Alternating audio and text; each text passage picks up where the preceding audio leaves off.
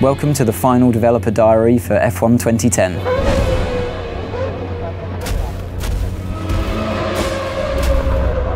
At the beginning of the game, you don't start off as a test driver, you start off as a driver that's managed to secure a seat in a team at the beginning of the year. You know, in the real world, before you go to a track, before you start the season, you're fully aware with your team what the expectations are. Depending on the kind of difficulty level that you've selected, that determines the teams that are open to you at the beginning of the game. You always, as a driver, want to be beating your teammate. That really elevates you in the team.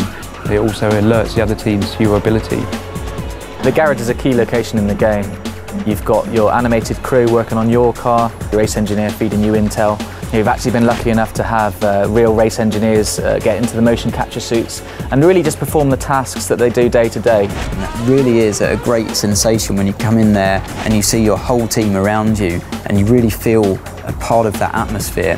When you talk to teams and you talk to drivers, they don't actually do the level of car setup work you would normally see in a racing game. You're not going there with the wrong gear ratios, with the wrong aero for that circuit. It's up to the driver to just finally tweak the car to your style, not to make drastic changes. The expectations from the driver playing the game are the same as what they would be in real life, given your machinery.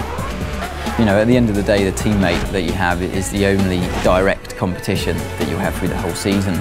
There's a strange balance of having to work together, but also a desperate competition. Where it gets a little bit personal is when it comes to events like qualifying and the race, definitely, where you're just out there to beat him no matter what. Your agent, the media and the paddock itself are your feedback mechanism for how well you're doing in the game.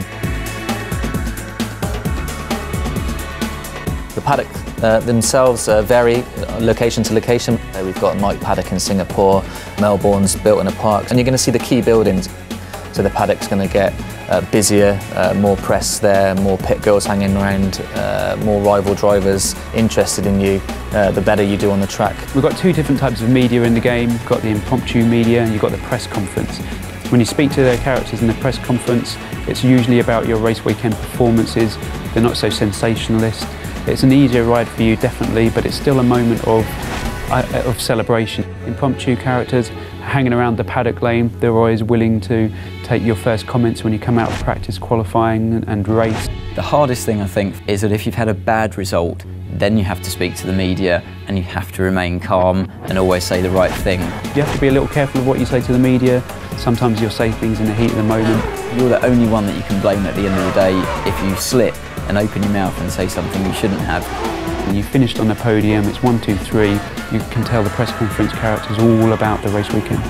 Those are all of the things that I want to try and portray in the game as what happens in real life. Way beyond any computer game I've ever played before.